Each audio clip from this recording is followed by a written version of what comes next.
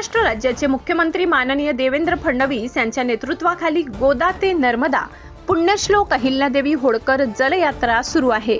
या जलयात्रेच्या माध्यमातून दुष्काळमुक्त महाराष्ट्राचा संकल्प साकारण्याचा प्रयत्न केला जात आहे। माजी मंत्री आमदार अमरीशभाई पटेल यांनी महाराष्ट्रात सर्वात प्रथम जलसंवर्धनाचे काम करून आदर्शवत शिरपूर पॅटर्न राज्याला व देशाला दिला।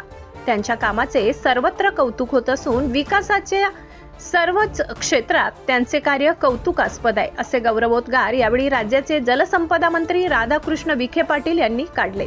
बुधवारी दिनांक 29 एप्रिल रोजी या जलयात्रेचे स्वागत शिरपूर येथे मुंबई आग्रा महामार्गाजवळ SVKM आयुर्वेद महाविद्यालय हॉस्पिटल येथे करण्यात आले। यावेळी जलयात्रेचे स्वागत तसेच जलसंपदा मंत्री नामदार राधाकृष्ण विखे पाटील, आमदार गोपीचंद पडळकर, खासदार रामराव वडकुडे यांचे स्वागत माजी नगराध्यक्ष भूपेशभाई पटेल यांनी केले। यावेळी भाजपा नंदुरबार जिल्हा प्रभारी बबनराव चौधरी, पदाधिकारी, कार्यकर्ते यांनी मोठ्या उत्साहात आणि आत्मीयतेने स्वागत केले। या उपक्रमाला नागरिकांचा उत्स्फूर्त प्रतिसाद लाभला, ज्यामुळे परिसरात सकारात्मक वातावरण निर्माण झाले। यावेळी प्रियदर्शनी सहकारी सूतगिरणी चेअरमन भूपेशभाई पटेल यांनी सर्व उपस्थित मान्यवरांचे स्वागत करून जलयात्रेला शुभेच्छा दिल्या। मुख्यमंत्री देवेंद्र फडणवीस यांच्या हस्ते पुण्यश्लोक अहिल्यादेवी होळकर यांचे जन्मस्थान श्री क्षेत्र चोंडी आणि गोदावरीचे उगमस्थान श्री क्षेत्र त्र्यंबकेश्वर येथून एकाच वेळी जलयात्रेचा शुभारंभ करण्यात आला।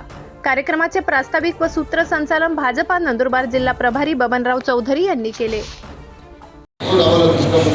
राजमार्ग आहे, मला खात्री आहे की पुढच्या 5 वर्षामध्ये महाराष्ट्राचा दुष्काळ भूतकाळ ठरेल अशा प्रकारचं काम आम्ही मुख्यमंत्र्यांनी या ठिकाणी सुरू केलं आहे।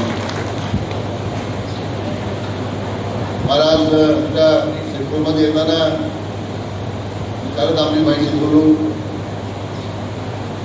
अनेक वेळा ठिकाणी आलो। पहिलं महाराष्ट्राचं जलसंधारणाचं काम आपल्या शिरपूरमध्ये सुरू आता 15 झाले 2005 आपले खानोलकर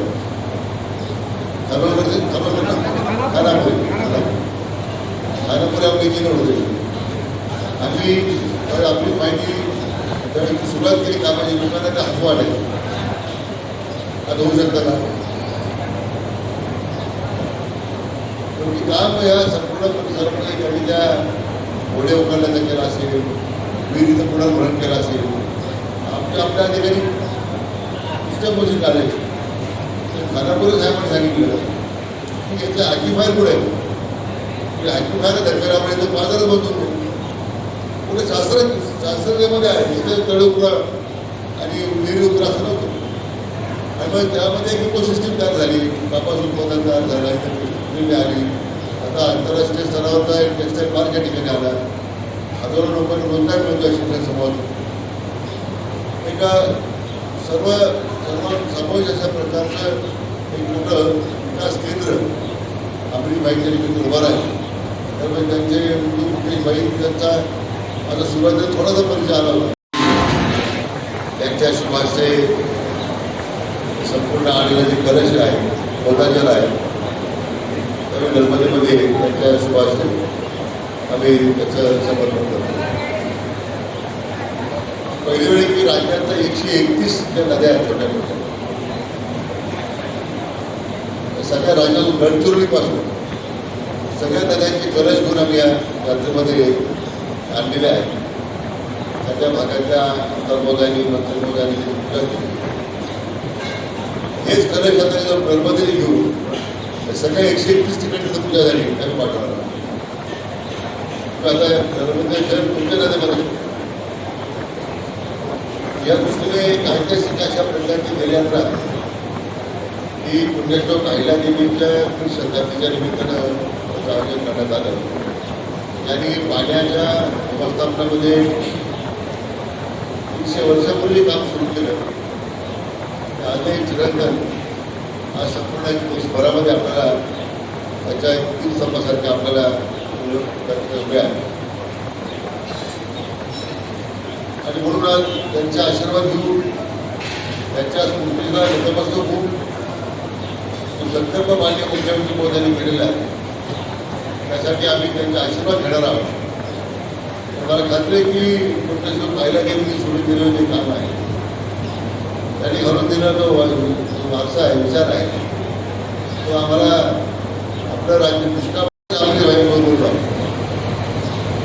त्या भागात आलो की माझ्या आश्रय देते अन्नाला देते त्यांच्या छत्राखाली मिळाला. मला तर फोन केला की येतो आम्ही शिरपूरला, तुला आम्हाला छत्र मिळेल का? माणसाचा मोठेपणा पाहिजे आपली पाहिजे. माणूस किती रागवून गेला आपली पाहिजे भेटला की माणूस त्यांचा राग निवडा जातो असं माझं मत आहे. आमचं तर कधी प्रसंग आलो नाही म्हणायचं, परंतु असं एक चांगले व्यक्तिमत्व त्यांच्या निमित्तानं या भागाला मिळालं. वेगवेगळे आहे नागरिकांचे नागरिक म्हणून नगराध्यक्ष क्षेत्र सिंदरबाई नगराध्यक्ष आहे.